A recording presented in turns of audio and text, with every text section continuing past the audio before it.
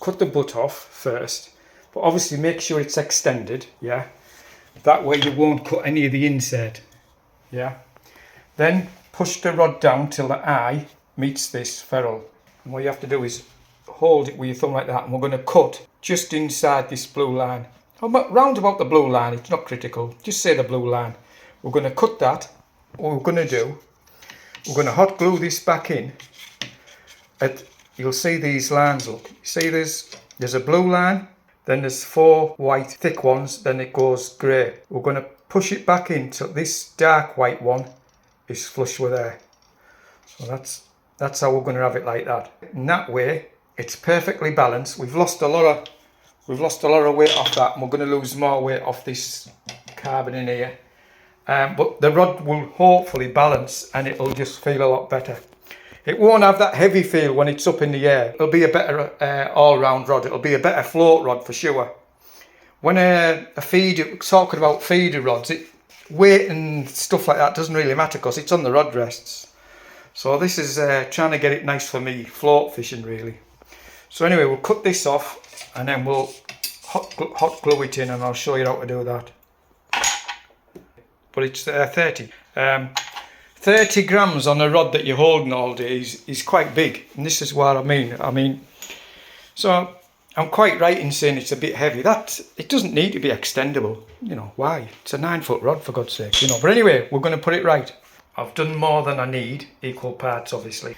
We're not going to put all that on, it's just to make sure we've got enough, that's all. But you want to put enough on. Now this pulls out now, look.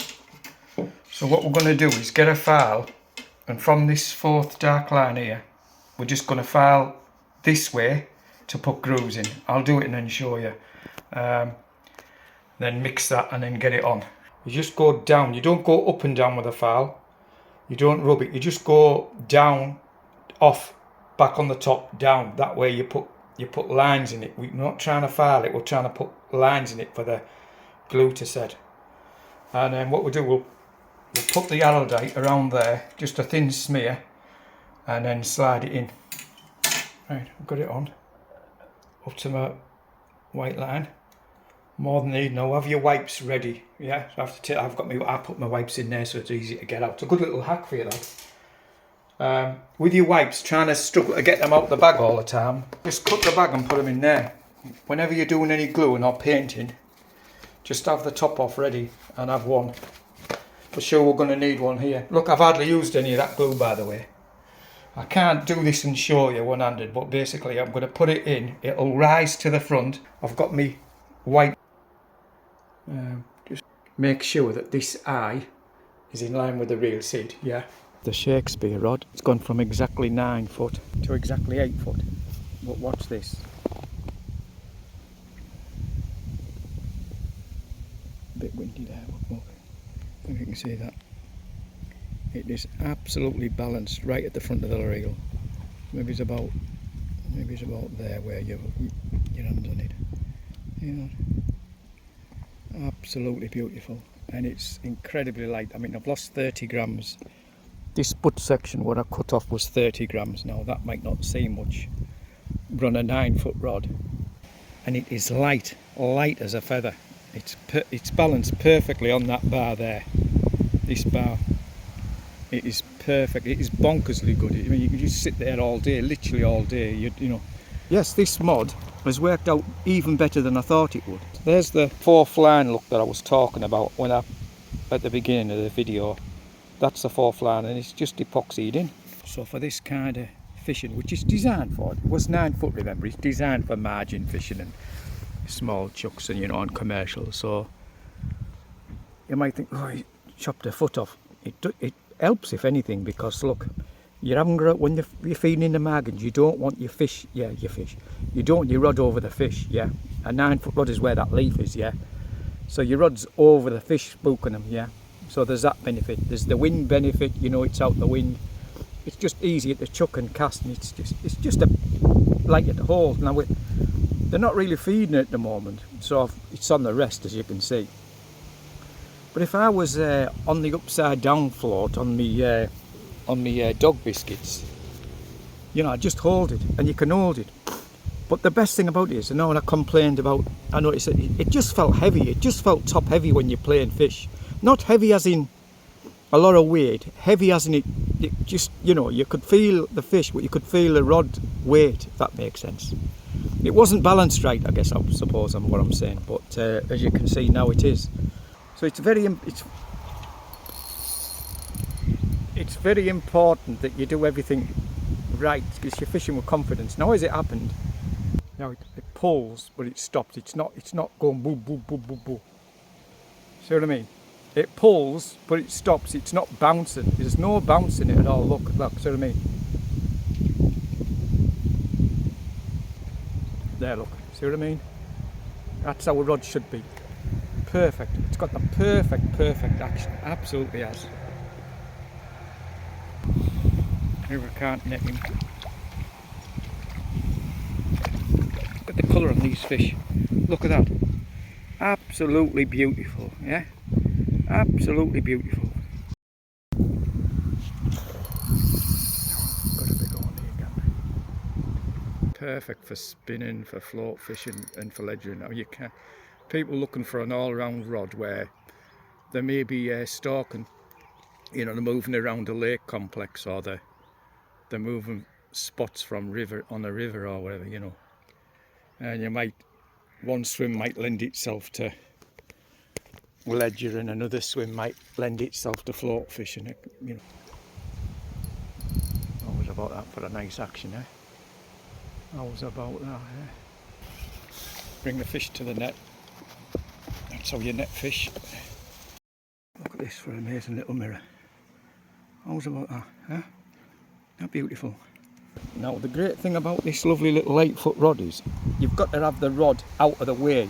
But a 9-foot rod is just a bit long for margin fishing, basically, as I say. Now my rod's not moving, look.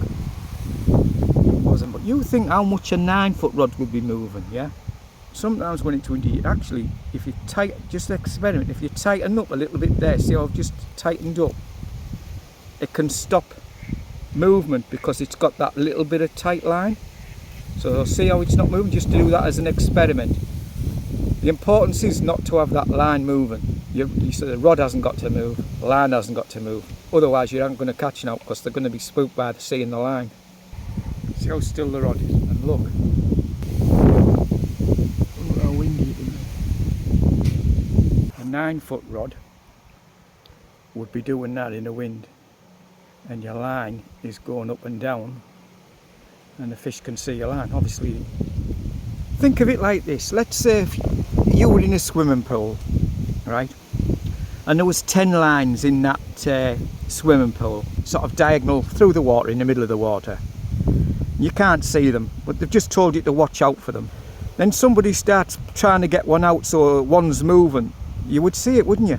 Yeah, you would see it pretty vividly, you know, if a line was moving. Just remember that. That's the same with a fish, remember, yeah? All animals and fish and birds and everything like that, they see movement. Now it's just moved there for the first time in ages, look. But a 9-foot rod would be going like that, and a 10-foot rod, forget. Don't strike.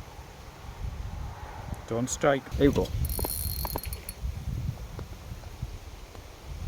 Pull it out of your swim.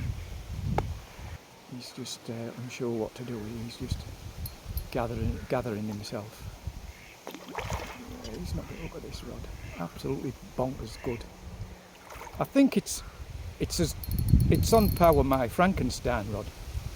It's a shame they didn't. Somebody doesn't make an 8-foot rod like this. You shouldn't have to mess about cutting 4 inches off and putting your rod back into the telescopic part. I'm holding a rod and a phone. See if I can get him in there. Be nice in my hand for size, you know what I mean? Oh, I've got one. I haven't even closed my bail arm, look, and I've got one. Don't worry about your bail arm. Just remember you've got to put tension on your rod. You've got to keep that tight line. That's more important than anything else. What's about that? Absolutely lovely. Fucking ducks.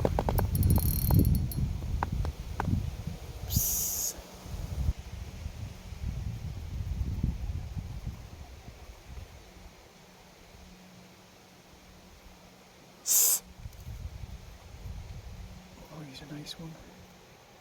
He's a nice one. I'm gonna break the fuck out of these ducks when I get this fish in.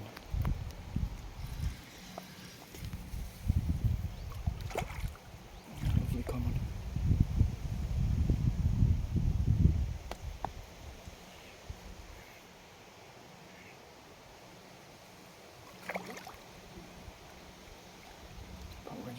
If I can't video net this lovely fish. Don't rush, you've got to pull the fish.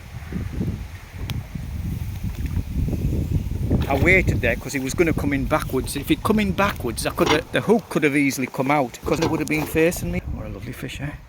Lovely common, absolutely lovely fish. What an amazing little rod, eh? How's about that? How's about that for a fishing rod, eh? 27 quid, gang, eh? Get yourself one, just get one. You'll have to make this mod though.